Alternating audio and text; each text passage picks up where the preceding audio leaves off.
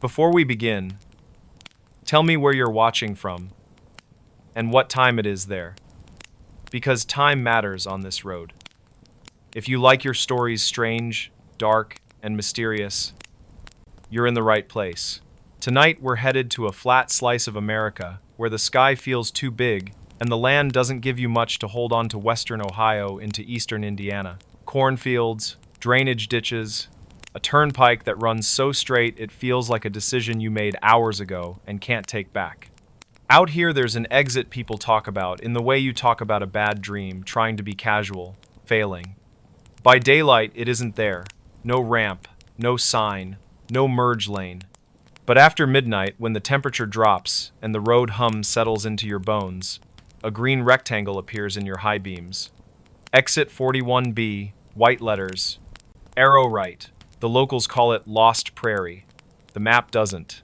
Our story follows a woman named Jordan Pike, 30, night shift nurse. Strong stomach, steady hands, the kind of person who can talk a stranger through a panic attack with just a voice and a cup of water. She was coming home from a double at the county hospital, eyes sandy, scrubs smelling like disinfectant and old coffee. It was 2:06 a.m., an hour she knew well.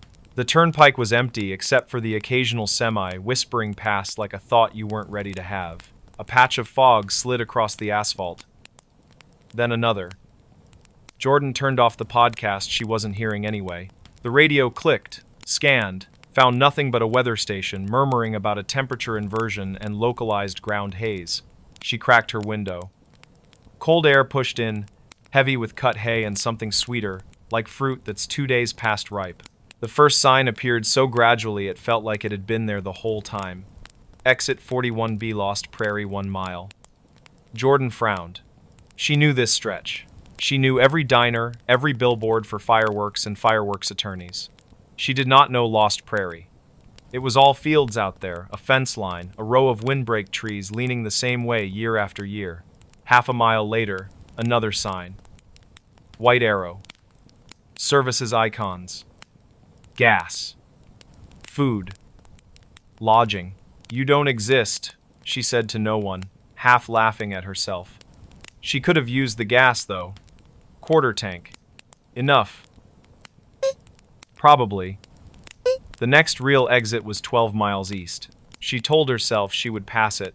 She told herself she was tired, that brains invent things when they're low on glucose and lower on sleep. And then, the ramp appeared on the right shoulder, widening. Guardrail gleaming. That polite slope down into dark.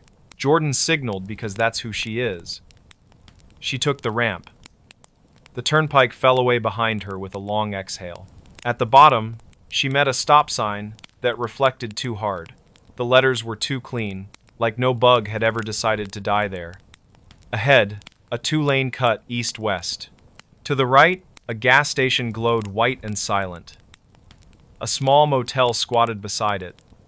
Single story, doors painted that particular tan only motels believe is comforting. A diner with a chrome smile was set back from the road, open, flickering in red, as if someone was pinching the wire. Jordan turned toward the light. The gas station looked like a stage set. Pumps wrapped in plastic that wasn't torn, just loose. The credit card screen on pump 3 displayed a blinking cursor that never advanced. The clerk's area was stocked and empty, the sort of empty that says, "I'll be right back," and then never is. Jordan walked to the door and tried it. Locked. She cupped one hand to the glass and looked in. A handwritten sign leaned against the register, the paper browned at the edges. "Back in 10. Sure," she said softly. She checked her phone. 1 bar, then none. The clock ticked from 2:12 to 2:12. She could have left. Should have. The tank would make 12 miles. The turnpike was a left and a right away. Simple as heartbeat. But the diner's neon winked at her again, and she realized her hands were shaking. Food would fix that. Coffee would fix the rest. The diner door opened on the first push, little bell clearing its throat. Inside, everything wore a thin frosting of time, sugar shakers filmed over, a pie case holding 3 perfect slices that looked printed, The air smelled like warm toast and old pennies. A man stood behind the counter in a white shirt with a name tag that said LYLE in clean block letters. He wasn't young or old. He was the age of a thought you've had too many times. "Kitchen's still hot," he said, like they'd been talking. "Sit wherever." Jordan picked the end of the counter. It felt good to sit. The stool sighed. Lyle poured coffee without asking. The cup steamed like it was trying to say something. "Rough night?" he asked. "Long," she said. "I'm sorry. What town is this?" "I know the turnpike pretty well." "Gottly." Lyle smiled a little, like he'd been waiting for the question all night. "Lost Prairie," he said. "You're safe here." That last part didn't sound like comfort. It sounded like permission. A woman in a corner booth looked up then, hair tied in a scarf, hands around her mug like she was holding a sleeping bird. She had the expression of someone listening to a song only she could hear. Behind her, the motel sign blinked in the window's reflection, and in the blink, its letters rearranged themselves into nothing, just red worms on glass. "What's good?" Jordan asked, because asking normal questions makes reality behave. "It usually does." "Grilled cheese," Lyle said. "Tomato soup. Or pie. It's all warm." "Soup," she said. "And do you have quarters?" The motel sign said laundry. "And I need..." She trailed off. She didn't need laundry. She just wanted to ask for the coin. The impulse came the way you sometimes want to pat a dog you don't know. Lyle slid 2 quarters across the counter. They were colder than the coffee mug. "We trade square here," he said. "You can settle up before you go." Jordan picked up 1 quarter. On the obverse, Washington wore a nick across his jaw like a pale scar. She didn't recognize the state on the reverse. The outline looked like a mistake. "Where's everybody?" she asked. "Seems quiet." "Depends when you ask," Lyle said. "You coming off the pike?" "Yeah." Lyle nodded like that meant something. "Road's been hungry," he said. "Fog pulls people sideways. You found the right place to step out of it." The soup came the right red, steam curling, a skin forming and breaking like a memory. Jordan ate. The heat steadied her. Lyle didn't hover. The woman in the booth hummed without opening her mouth. At some point, Jordan realized the coffee didn't cool. It stayed at that first sip temperature no matter how long she let the conversation and the spoon trick the clock.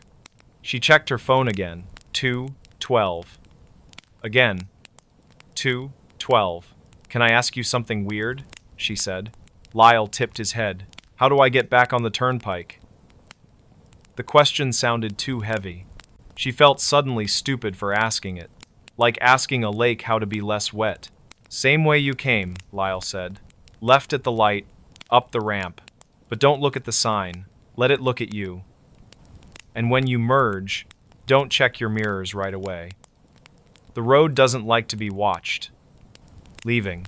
That's weird," he finished for her. "Yeah." Jordan paid. The quarters clinked against the counter and sounded like they'd dropped too far. She stood. The bell at the door cleared its throat again as she left. Outside, the fog had thickened. Shapes moved in it, not bodies. Exactly. Suggestions. The motel's doors were all closed. In the office window, a TV blued the blinds with a show that had no sound and no cuts. She got in her car. The engine turned like it had been sleeping lighter than she had. At the intersection, the light was red. No cross traffic, no wind, just red, and the fog moving like breath on glass. Jordan waited. The red was not going to turn. When it felt like a dare, she looked down at her lap and counted slowly. 1, 2, 3. When she looked up, the light was green. The ramp rose like a dark throat. The turnpike flowed above, white lines pulsing, semis moving like planets that forgot you. She merged, eyes forward, hands soft on the wheel. For a second, only a second, she almost checked her mirror. That's the moment the urge is strongest, when the danger feels like it's already gone. She kept her eyes ahead. She breathed out. The coffee in her chest finally cooled. 10 miles later, she let herself glance to the right, where the shoulder meets the weeds. No ramp. No sign. A gap in the fence line that might have been anything. The fog thinned. The temperature lifted a degree. The radio found a song she used to love and hadn't heard in years. Her phone woke up and scolded her with notifications. She laughed then, out of nothing but relief. It came out like a hiccup and made her eyes water. At home, she slept like she'd been dropped. When she woke at noon, the quarters were on her kitchen counter where she didn't remember putting them. She picked one up. It wasn't cold anymore. It was room temperature, coin temperature, forgettable. But when she flipped it over, the state outline had decided what it was. Ohio, of course. And yet there, in the outer ring of text, between United and States, a hairline crack that formed a tiny, narrow sliver. Like a ramp you only see if you stop trying to. Jordan went back over the next few weeks. In daylight, exit 41B was just nothing. Corn, a fence, the suggestion of a dip where rainwater collected if the wind was right. At night, she avoided that stretch, without deciding to. When coworkers asked why she took the long way home, she said construction, or deer, or boredom. You don't talk about a place like that unless you know the person hearing you won't try to go see it for themselves. People will tell you America is all mapped, that there are no blank spaces left, only smaller and smaller unknowns squeezed into the drainage ditches of the interstate. That's true, mostly. But some exits aren't for everyone. They're for the ones the road would like to keep, just for a minute, until the fog decides it's bored of you. If you find yourself out there after midnight, if the green rectangle blooms ahead, where there isn't supposed to be anything, if your dashboard clock decides this minute is worth repeating, here's how you pass through. Take the ramp like you meant to. Warm your hands around a coffee that refuses to cool. Pay for something simple with something small. When you go, don't look back too soon. Let the road do the leaving. And later, when you empty your pockets and a coin feels colder than it should, don't throw it out. Some places don't want your fear. They want your manners. And if you ever hear somebody at a truck stop ask where Lost Prairie is, just shake your head and say you haven't seen it in years. Then finish your coffee and go while the light is green. At 2:33 a.m., the knock came from inside the walls. The old Victorian house on Elm Street was a beautiful wreck. It had peeling paint, sagging porches, and a widow's walk that looked out over the entire town of Portland, Oregon. For Leo, a history professor and a restorer of antique furniture, it was a dream. He saw past the decay and imagined the stories the house could tell. He spent his life working on things that were old and broken, and this house felt like his greatest project yet.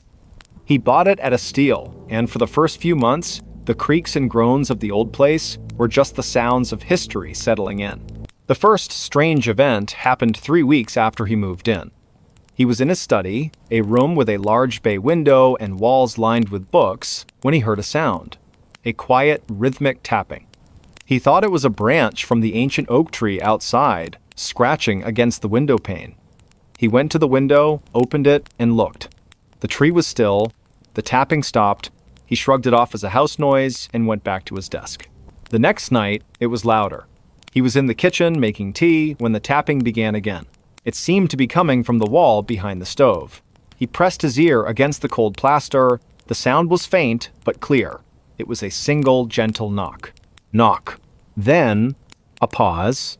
Knock. He pulled back, a cold shiver running down his spine. It was a human sound, not a settling beam or a scurrying animal. It was too deliberate, too rhythmic.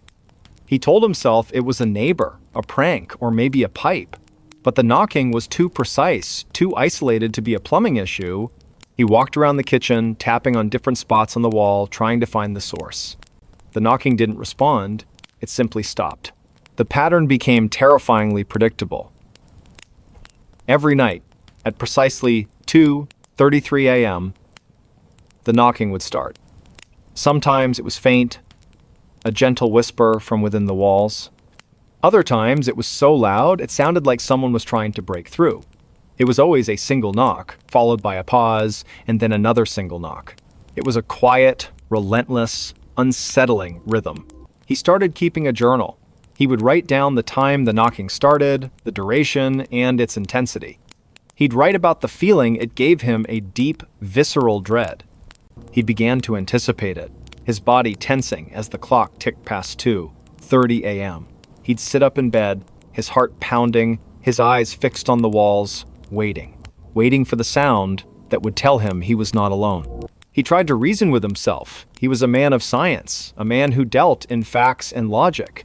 He brought in a contractor, an old man named Bill, who had worked on houses in the area for decades. Bill went from room to room, tapping on the walls, checking for loose plaster or water damage. He found nothing. "Old houses just make noises, son," he'd said with a shrug. But the look in his eyes told a different story. It was a look of weary recognition, a look that said he had seen things he couldn't explain. Leo couldn't escape it. The knocking became his personal clock. He'd fall into a deep sleep, only to be jolted awake by a sudden, sharp rap from within the walls. He started spending his nights in the living room, in a chair in the middle of the floor, far away from any walls. But even there, he could hear it. The sound would travel through the floorboards, through the air, finding him no matter where he was. It was a sound meant for him. He began researching the house's history. He went to the city archives, poring over old blueprints and property records. He found a strange note in the original deeds, a clause that mentioned a sealed-off room, a small 5-by-5-foot space between the pantry and the laundry room. It had been sealed up for reasons unknown, and the original owner had insisted it never be opened. The pantry and the laundry room. Leo's heart pounded in his chest. The knocking came from the wall that separated those two rooms. He felt a profound sense of dread. There was something in there, something that wanted out. He went to the laundry room, his flashlight in hand. He shined the light on the wall where the knocking was loudest. The wall was a seamless expanse of plaster. There were no cracks, no lines to indicate a hidden door, but as he ran his hand over the surface, he felt a faint, cold spot. A patch of wall that was colder than the rest. He pressed his ear against it. Nothing. The knocking would only come at 2:33 a.m. He waited for the clock to strike the appointed hour. He sat in the laundry room, his back against the opposite wall, his eyes fixed on the cold spot. He felt a deep sense of wrongness, of a hidden history screaming to be heard. The clock ticked closer. He held his breath. 2:32 a.m. The air grew heavy. The silence in the house was absolute. Even the gentle hum of the refrigerator in the kitchen faded into nothingness.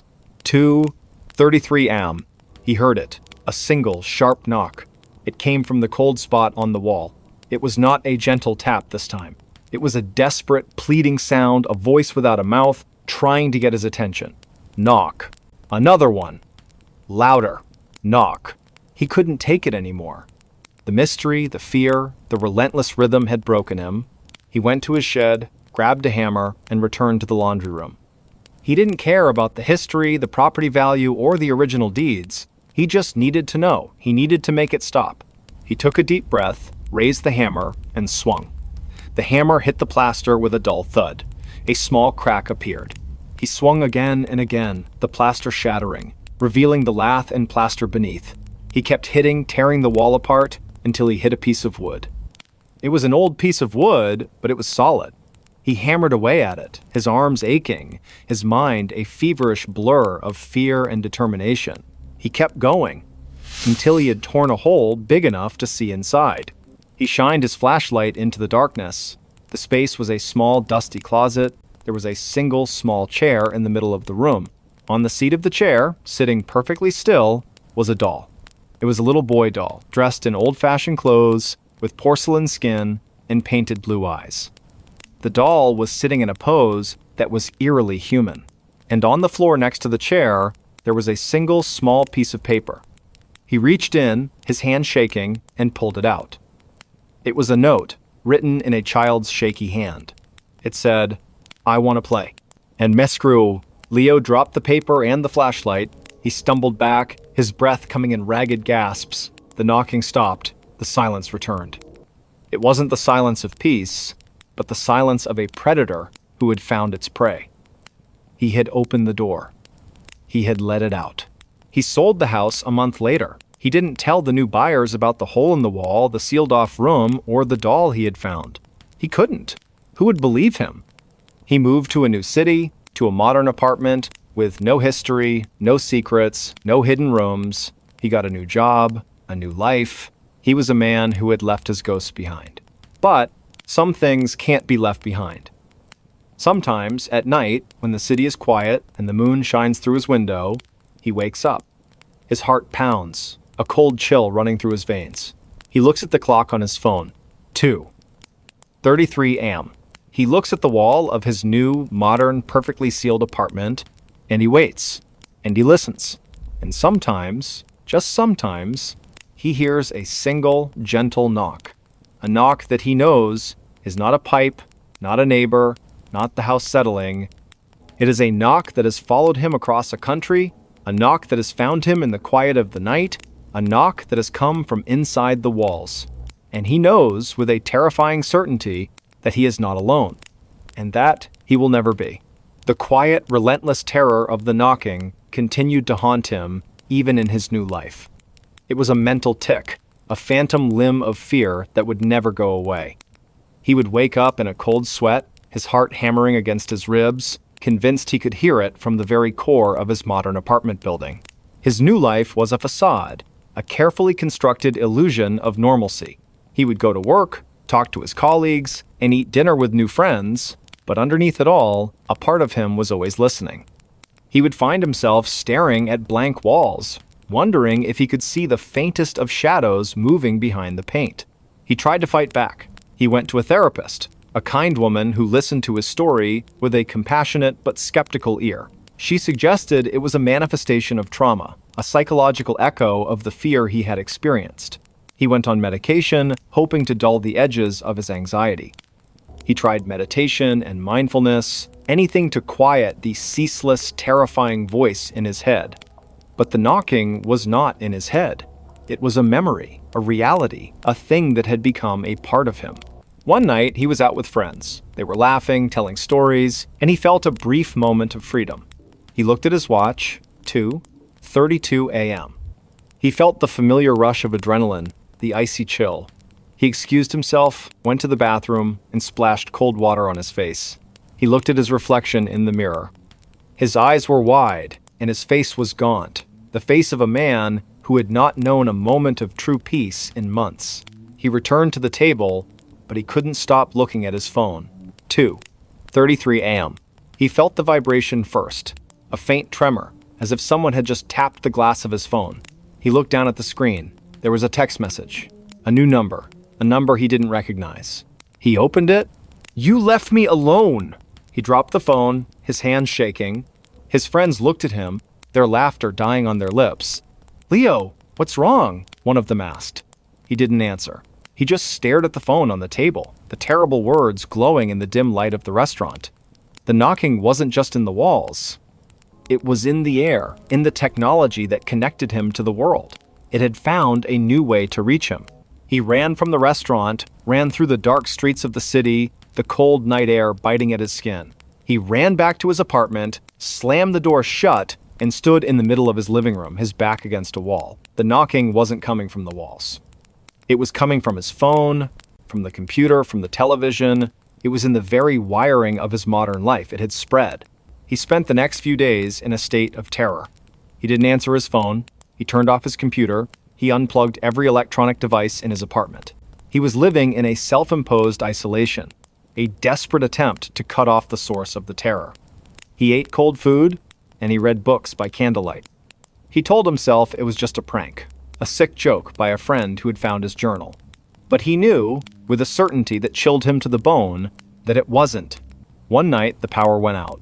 The entire city block was plunged into a sudden, absolute darkness.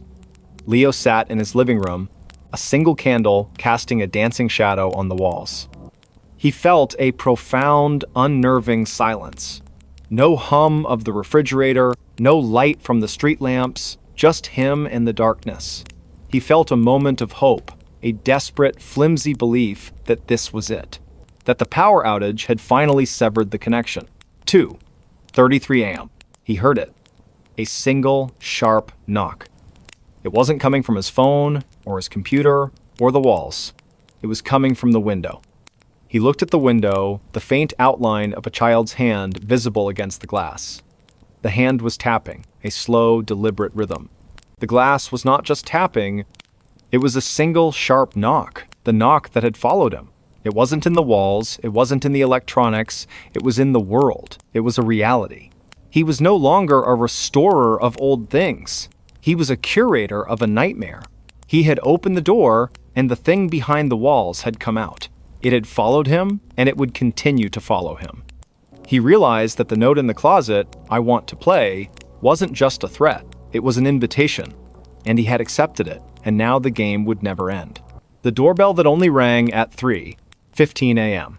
The house on Sycamore Street, in a quiet suburb of Denver, Colorado, was a perfect blend of modern comfort and classic charm. Its white picket fence, a meticulously manicured lawn, and a sleek gray exterior were a welcome sight for Julia, a successful software engineer.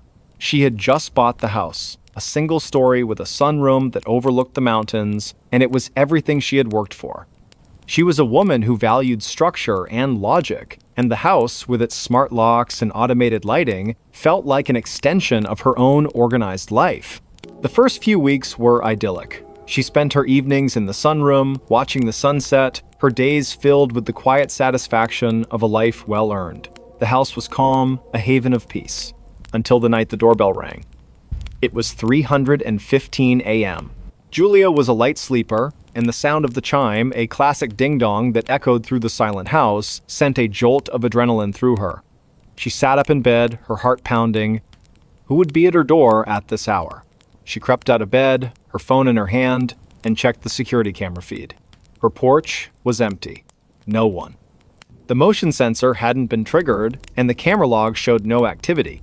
It was a phantom chime. She went to the front door, peered through the peephole, and saw only the dark, empty street.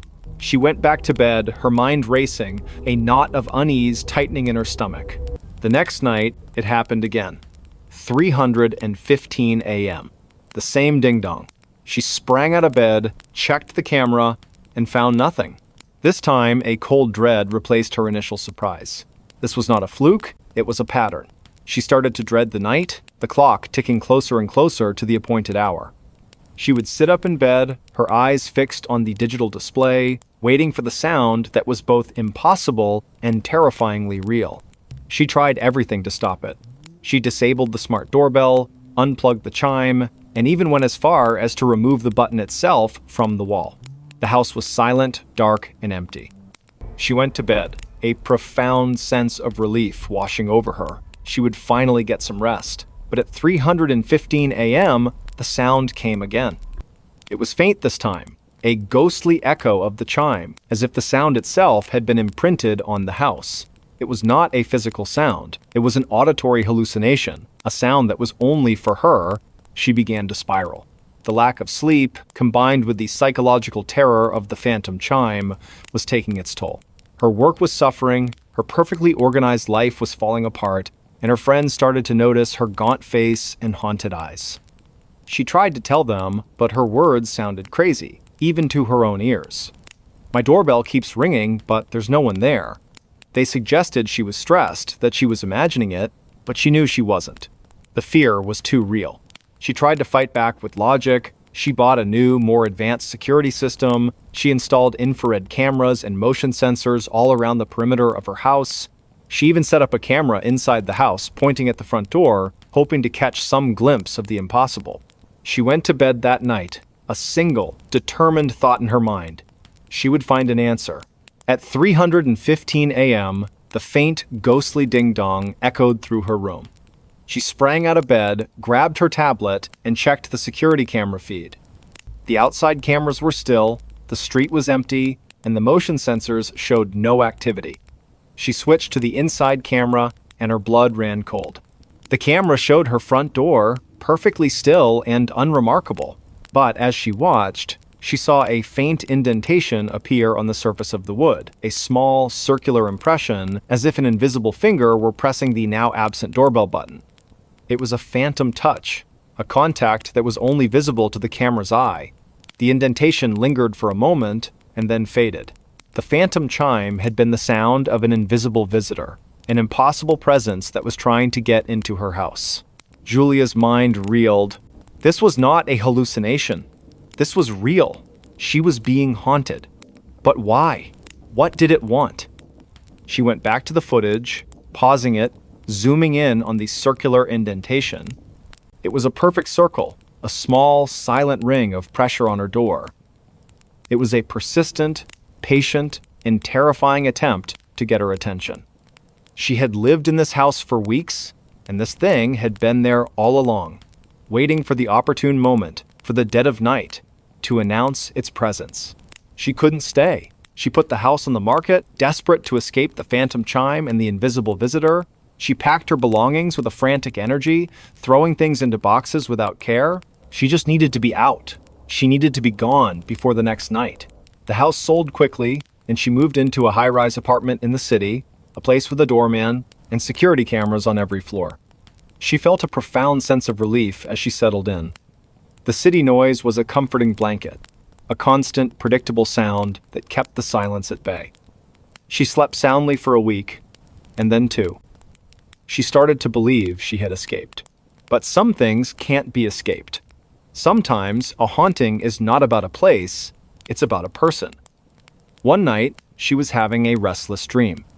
A dream of a long, dark hallway and a ringing sound in the distance. She woke up with a jolt, her heart pounding. The clock on her nightstand read 3:15 a.m. A profound, icy coldness filled her room, seeping into her skin. She heard a sound, a faint, impossible ding-dong. It was not coming from her doorbell. It was coming from inside her phone. A ghostly echo, a notification sound she had never heard before. She looked at her phone. There was a notification on her calendar. It said, "Time to open the door." Her mind went blank with terror. It had followed her. It had found her. It was not the house. It was her. The doorbell wasn't meant for the house. It was meant for her. It was a silent, persistent knock on her soul, a plea for her to let it in. She looked at the door of her apartment, a solid, modern, locked door. She imagined the circular indentation on the surface of the wood, the invisible finger pressing against it, patiently waiting for her to respond. She knew she couldn't run anymore. This wasn't a problem she could solve with technology or logic. This was something ancient, something that had found her for reasons she couldn't fathom. She had to face it. That night, she made a decision. She would open the door. She sat in a chair in her living room, her eyes fixed on the clock on her phone. She felt the coldness, the familiar dread. The clock ticked closer to 3:15 a.m. She took a deep breath. She was a woman who valued structure and logic, and the most logical thing to do was to face the impossible. 3:15 a.m. The sound came, the faint, ghostly ding-dong, a sound that was not in her ears but in her mind. She stood up, her legs shaking, and walked to her front door. She took a deep breath, and with a hand that was surprisingly steady, she unlocked the deadbolt. She turned the knob and slowly, deliberately, pulled the door open. The hallway outside was empty. The lights were on, the cameras were on, and there was no one there. She felt a profound sense of confusion. She had expected a gaunt figure, a shadow, a presence. But there was nothing. The doorbell didn't ring again. She stood there for a long moment, looking at the empty hallway. She closed the door, locked it, and went back to bed. She slept soundly for the first time in months. She had faced her fear, and it had vanished. She woke up the next morning, feeling a sense of peace and liberation she had never known. She thought about the phantom chime, about the ghost that had haunted her. It was over. She was free. But some things are not that simple. As she was getting ready for work, she noticed something strange on her left hand. On her ring finger, a small circular impression, a faint, ghostly bruise, as if an invisible ring had been pressed onto her skin. She tried to rub it off, but it wouldn't fade. It was a permanent mark, a silent souvenir of the night she had opened the door. She looked at her hand, and she felt a sudden, deep sense of understanding. It wasn't about a door. It was about a commitment. She had invited it in. She had accepted its presence. The doorbell was not a request to enter. It was a symbol of a promise. She had been chosen. And the phantom chime had been the sound of an unseen ceremony. She was now bound to the thing that had haunted her, a partner in a haunting she had no memory of. And sometimes, when she's alone and the city is quiet, she looks at her hand, at the faint circular bruise, and she hears it, a soft, gentle knock. A knock that is not a chime, but a promise. A knock that has followed her and will continue to follow her for the rest of her life. She is not just a homeowner anymore, she is a bride to a ghost. And the phantom chime was the sound of her wedding bells. Why his bedroom window was always unlocked in the morning. The apartment on the third floor of a pre-war brownstone in Brooklyn was a classic New York City find. High ceilings, hardwood floors that groaned with every step, and large windows that looked out onto a quiet, tree-lined street. For Ethan, a young architect, it was a dream. He had moved there for the space and the light, a welcome change from the cramped studio he had occupied for years. He meticulously arranged his furniture, set up his drafting table by the window, and settled into a life of predictable, quiet solitude. The first strange occurrence was so subtle he almost missed it. He was a creature of habit, and his morning ritual never varied. He would wake up, get a cup of coffee, and then go to his bedroom window to look at the street below. One morning, as he opened the blinds, he noticed his window was unlocked. He distinctly remembered locking it the night before. He was a stickler for security, a habit ingrained from years of city living. He shook his head, thinking he must have been tired, and locked it again. It happened the next day, and the day after that. Every morning, without fail, the window would be unlocked. He started to take it more seriously. He would double-check the lock before getting into bed. He would even take a picture of it with his phone, the lock firmly in place, the brass bolt slid securely into the frame. In the morning, he would check the photo and then look at the window. The photo would show the window locked, the window would be unlocked. He couldn't explain it. He was a rational man, a man who believed in cause and effect. He considered every possibility. Was it a draft? A faulty lock? He took the lock apart, cleaned it, and reassembled it. It worked perfectly. He even installed a secondary lock, a simple latch at the top of the window frame. He would lock both of them, and in the morning, both would be unlocked. It was a maddening, impossible reality. The feeling of dread began to seep into his life. He was no longer just annoyed, he was terrified. Someone or something was in his room every night. He couldn't shake the image of a gaunt, shadowy figure standing by his bed watching him sleep. He had no proof, no other evidence of an intrusion. The apartment was pristine in the morning. Nothing moved, nothing missing, just the open window. He bought a motion-activated camera, a small, discreet one that he placed on his dresser, pointing directly at the window. He was so nervous that night he barely slept, waking up at every creak of the floorboards. In the morning, he checked the camera. The video showed him getting into bed, the room falling silent. He fast-forwarded through the footage, watching himself sleeping peacefully. Then, at 2:47 a.m., he saw it. The camera's red light flickered on, the window was in the frame, and he saw, with a gut-wrenching certainty, the lock on the top latch slowly, silently slide out of place. A moment later, the main lock followed, the brass bolt retracting with an almost imperceptible click. The window itself did not move. It was as if an invisible hand had reached out and unlocked it. He watched, his heart pounding as the video continued. Nothing else happened. The room was still. The camera's light turned off and the video ended a few seconds later. Ethan's mind was a whirlwind of fear and disbelief. He had proof. There was a presence in his room, an entity that was not human that was unlocking his window every night. But why? What did it want? He looked at the video again, searching for any other sign, any other clue, but there was nothing. The room was a tableau of perfect silence and stillness. Just a window, unlocking itself. He couldn't stay in the apartment anymore. The feeling of being watched, of being vulnerable to an invisible intruder, was too much to bear. He called his landlord, told him he was breaking his lease, and began packing his belongings. He didn't tell his friends or family why. He didn't want to sound crazy. How could he explain that he was leaving his dream apartment because a ghost was unlocking his window? He found a new place, a modern high-rise in a different part of the city. The windows were new, made of reinforced glass, and the locks were mechanical marvels. He felt a sense of relief as he settled in, a feeling of security that he hadn't known in weeks. He meticulously checked every lock, every evening, before he went to bed. He was determined to leave the terror behind. The first week was peaceful.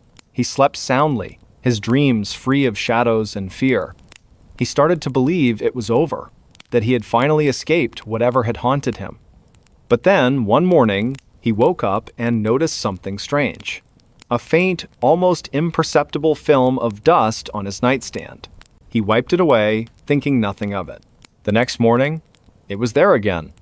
And the morning after that, it was as if someone had run a single ghostly finger over the surface of the wood. Then, he found something in his bed. A small, black feather. It was impossibly thin, almost like a piece of ash, and it was nestled in his sheets, right by his pillow. He picked it up, his hand trembling. It didn't look like any feather he had ever seen. It was a cold, alien object. He was losing his mind. He was trying to find a rational explanation for irrational events. He was back in the same cycle of fear, the same cycle of disbelief. He went to the old apartment. The window was locked, just as he had left it. He looked up at his old room, at the large, beautiful window, a window that had become a source of profound terror. He wondered if his replacement had noticed the unlocked window in the morning. He decided to do more research. He went to the local historical society, a musty old building filled with the memories of the city.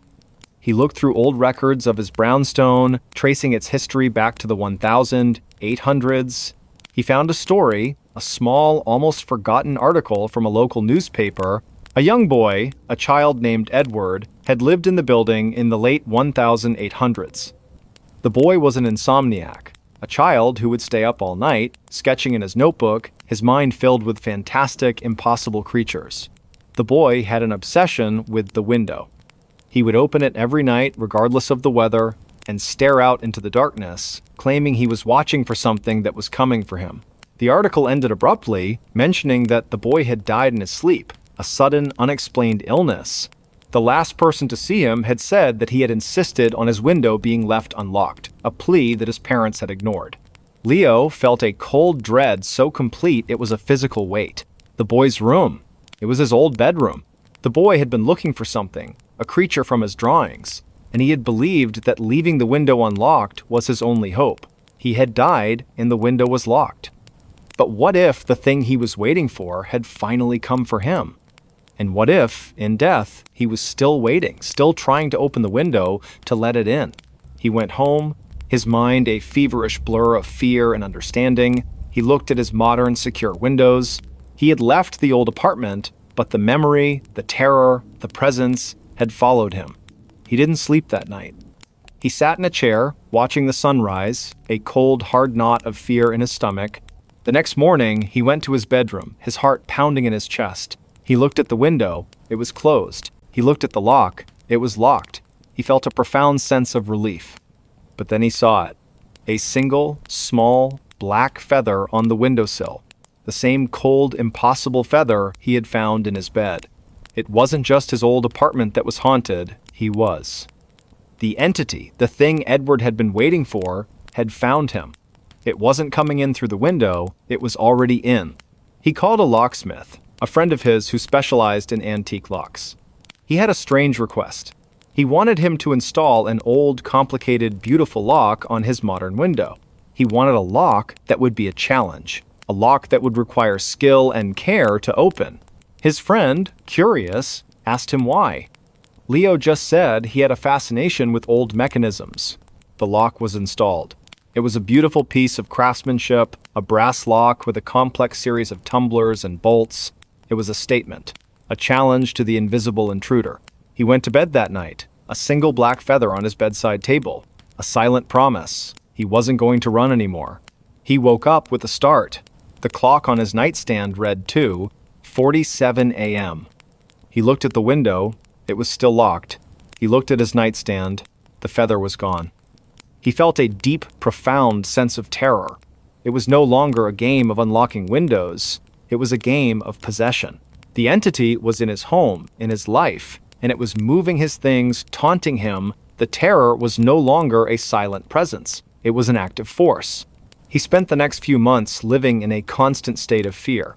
He would come home to find objects moved, his keys on a different hook, his books in a different order. He would find these small black feathers in the most impossible places, in his coffee mug, in his shoe, in his pocket. The entity was toying with him, making him question his sanity. He would find notes on his computer, notes he didn't write, notes that said, "I'm here." He couldn't take it anymore. He had to confront it. He was a rational man, but he was at the end of his rope. He would do the impossible. He would leave his window unlocked. He would invite it in. He would face it. That night, he went to his bedroom window, his hands shaking, and he unlocked the intricate brass lock. He did the same to the old-fashioned latch on the top. He left the window open, just a crack, a silent invitation.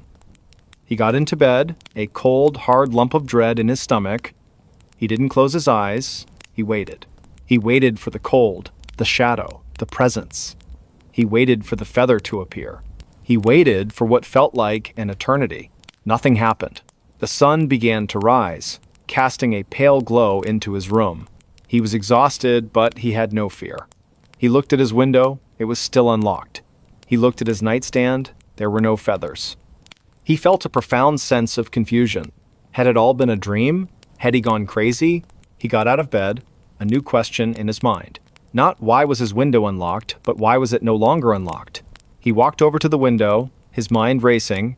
He looked out at the street below, at the people walking to work, at the world that was moving on without him. He looked at the window, and he saw a note. A small piece of paper, folded into a perfect square, was stuck to the glass. He opened the window and grabbed the note. It said, "It's too late. I'm already inside." He didn't run. He just stood there, the note in his hand, looking at his reflection in the glass. He saw a man who had lost his mind, a man who had invited a ghost into his home. He looked at his reflection, and he saw a single, small black feather in his hair. He looked at the note in his hand, and he felt a single, slow knock on the back of his head. A knock that he knew was not the wind, not a neighbor, not the house settling. It was the last goodbye. It was the last time he would ever feel alone. The stranger who sat at the edge of her bed and vanished. The old farmhouse, set deep in the rolling hills of rural Ohio, was everything Eleanor had ever wanted. A wraparound porch for drinking coffee at sunrise, a stone fireplace that crackled with warmth on cold nights, and a sky so dark with no city lights that the stars looked like a spilled handful of diamonds. She had moved there to escape the relentless noise of her life, to find a stillness she hadn't known since childhood. For a year, the house was her sanctuary. Its creaks and groans were the comfortable sounds of a living, breathing structure. The silence was a blanket she could wrap herself in. Then, the quiet changed. It was subtle at first. A feeling of being watched when she was alone in the kitchen. A cold draft in the hallway, even with every window sealed tight. She brushed it off as an overactive imagination, a side effect of living so far from civilization. She told herself it was just the isolation settling in. But then, one night, she woke up with a start. The digital clock on her nightstand glowed 3:17 a.m. Her breath caught in her throat. She wasn't alone. Sitting at the very edge of her bed, his back to her, was a figure. A man. His posture was slumped, his shoulders bowed, as if the weight of the world was resting on them. He was dressed in what looked like an old, dark suit, frayed at the cuffs, and he was completely still. Eleanor was frozen, a statue of pure terror. She couldn't scream, couldn't move. Her mind raced, grappling with the impossible reality. How did he get in? The doors were locked. The windows were secured. She didn't own a dog, so there was no alarm to be triggered. He was just there. She squeezed her eyes shut and then opened them again. He was still there. The silence in the room was absolute, a vacuum where sound should be. She could hear the frantic beat of her own heart, a hummingbird trapped in her chest. She watched the figure, her eyes trying to make out his features, but he was just a silhouette against the faint moonlight filtering through the blinds. She could feel his presence, a cold, heavy weight in the air. He wasn't breathing, not in a way a living person would. There was no rise and fall of his shoulders, just a desolate, unmoving stillness. After what felt like an eternity, he began to move. Slowly, deliberately, he lifted one hand and rested it on the bed, just beside his leg. The fabric of the comforter didn't shift, but she felt a sudden, profound coldness radiating from the spot. It was like touching frozen steel. Then, just as slowly, he began to turn his head. Eleanor's breath hitched. She could see the profile of his face now. It was thin, gaunt, with an unnerving hollow where his eyes should have been. The other side of his face was lost in shadow. He was turning, slowly, agonizingly, to look at her. She felt an overwhelming dread, a primal fear that had nothing to do with a home invader and everything to do with something ancient and wrong.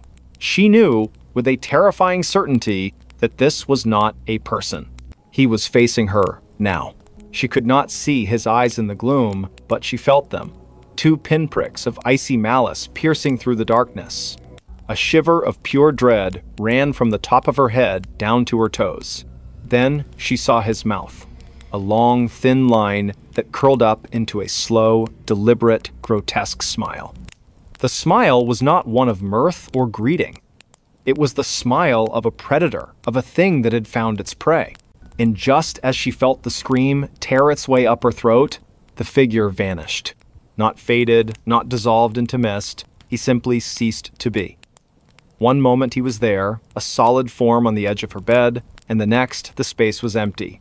The cold spot on the comforter was gone. The heavy, oppressive feeling in the room lifted, replaced by the familiar, comforting quiet of her farmhouse. But the quiet was no longer a blanket. It was a shroud.